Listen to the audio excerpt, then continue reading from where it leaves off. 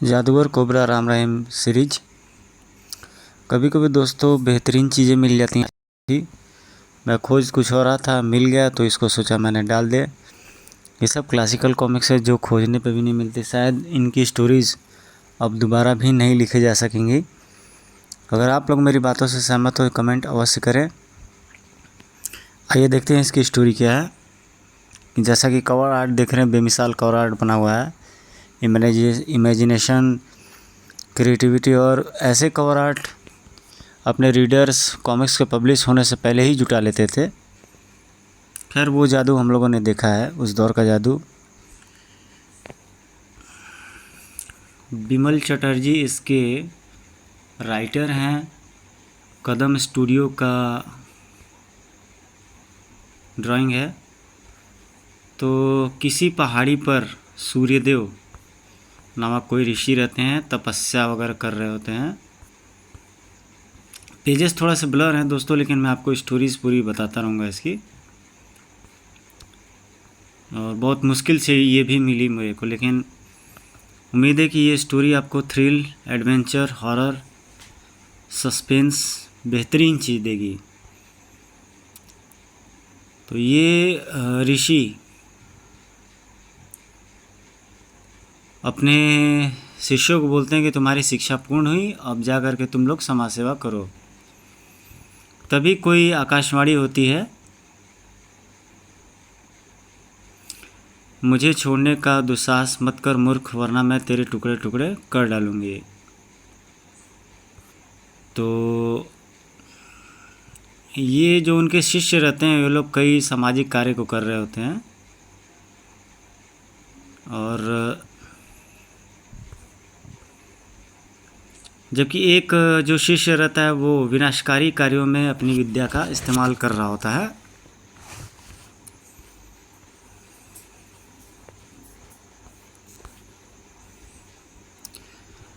तंत्र क्रिया खतरनाक होता है, इसका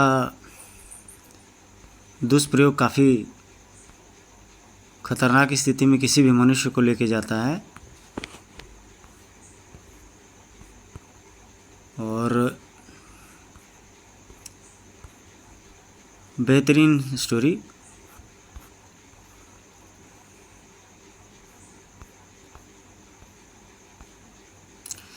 अब ये लोग क्या कर रहे थे कि ये लोग अपना अपना शिष्य भी बना रहे थे।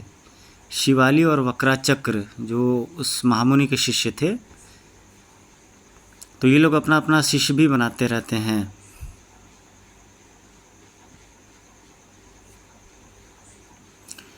एक बार जब हमने उससे कुछ महाशक्ति प्राप्त करने के लिए मदद मांगी थी, तो उसने हमें चेतावनी दी थी, दुष्ट, मेरे जीवित रहते तुम उस महाशक्ति को कभी हासिल नहीं कर पाओगे। अतः कैद करने के लिए मैंने पिंजरा विशेष रूप से तैयार किया है। सर्पदंतों से बनाए गए इस पिंजरे में कैद होने के पश्चात वह एक आम आदमी की तरह हो जाएगा। इसमें रहकर उसकी मांत्रिक शक्तियाँ कोई काम नहीं करेंगी। ओह, तो इस पिंजरे के साथ अपने साथियों को ले जाओ और आज की रात फिर वक्राचक्र अपनी योजना समझाने लगा। और ये देखिए क्या एक शानदार मैसेज लिखा हुआ है। पढ़िए राम रहीम का अगला विशेषांक देवता का प्याला और जीतिए 3 लाख के इनाम। ये जो आनंद आता था वो शायद आज के डेट में हज़ारों रुपए खर्च करने पर भी नहीं प्राप्त हो सकता। जो उस दौर में ऐसी कॉमिक्स मिल जाती थी तो हमारे लिए हीरे से कम नहीं होती थी, खजाने से कम नहीं होती थी। Lost treasure. प्रयास है ये दोस्तों कि अपने कॉमिक्स इंडस्ट्रीज़ को एक पहचान दी जाए, एक पहचान दिलाई जाए और उसको वापस लाया जाए एक बार।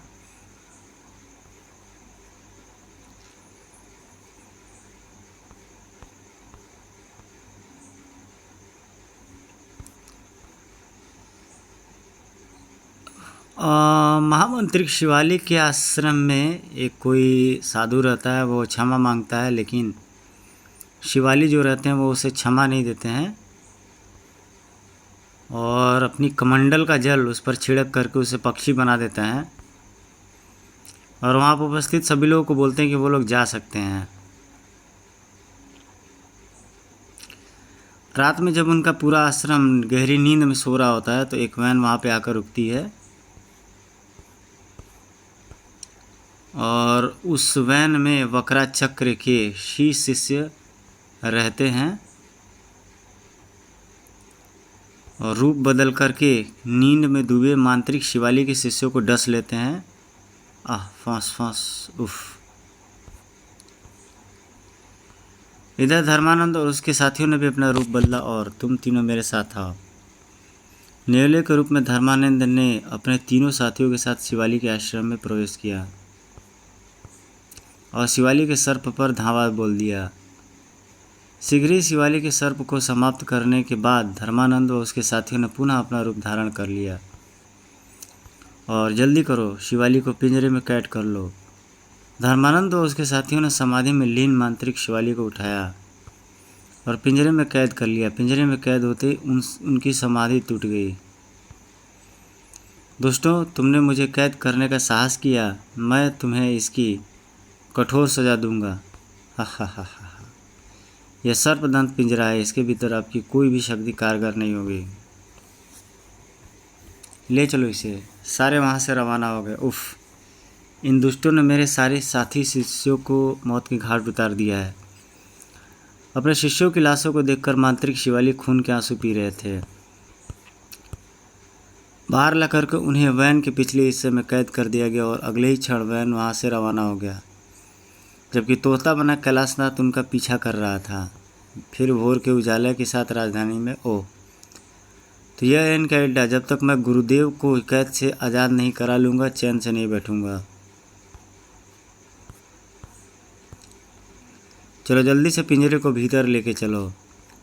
धर्मानंद और उसके साथी तांत्रिक शिवाली को अंदर ले जाते हैं, जबकि कैलाशनाथ पक्षी के रूप में वहाँ बैठा होता है और वह उस इमारत में नहीं प्रवेश कर पाता है। एक अदृश्य दीवार उसका रास्ता रोक लेती है और धर्मानंद वक्र चक्र को खुशखबरी सुना रहा होता है। स्वामी शिवाली को विशेष तहखाने में पहुंचा दिया गया है। शाबाश धर्मानंद, अब तुम्हें कल एक कैदी शैतान सिंह को छुड़ाना है। हम उसके सहयोग से भोलेनाथ की महाशक्ति को हासिल करना चाहते हैं, लेकिन स्वामी एक साधारण मनुष्य हमारी क्या मदद कर पाएगा।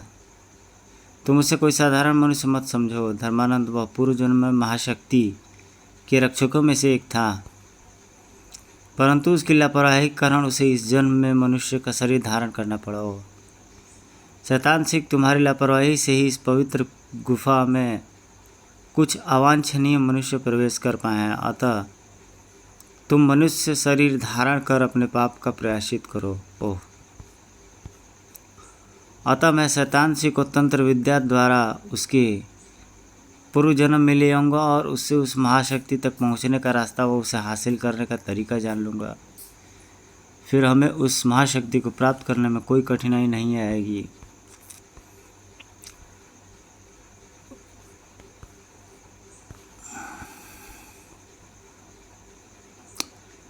इधर किसी एक अपराधी को पुलिस वाले पकड़ करके ले जा रहे होते हैं। शैतान सिंह उसका नाम रहता है और उनकी वैन कुछ देर बाद मुख्य मार्ग पर, पहाड़ी मार्ग पर चल रही होती है और अचानक एक भयानक सांप आ जाता है उस वैन के सामने और ड्राइवरों को आश्चर्यचकित हो जाता है और रोकना पड़ जाता है। वहाँ पर दोनों पुलिसकर्मी, वहाँ पर जितने लोग रहते हैं सभी घबरा जाते हैं और एक्सीलेटर पर सर्प खुद ही जाकर के रोक देता है और भयानक सर्पों को देखकर क्या हुआ, गाड़ी क्यों रोक दी। हम देखते हैं साहब आ गया और राम सिंह अपनी राइफलें संभाले वैन से नीचे कूद पड़े तीनों सिपाही। अगले पल ड्राइवर कक्ष का दृश्य देखकर सब कांप उठे। अरे बाप रे, इन्हें तो सांपों ने डस लिया है। लेकिन इतने सारे सांप भीतर कैसे आए? तभी वहाँ पर कुछ सांप और प्रकट हुए और उन्हें भी डस लिया। उफ, हाय हाय, फुस फुस। फिर सारे सर्प ड्राइविंग केबल में प्रविष्ट हुए।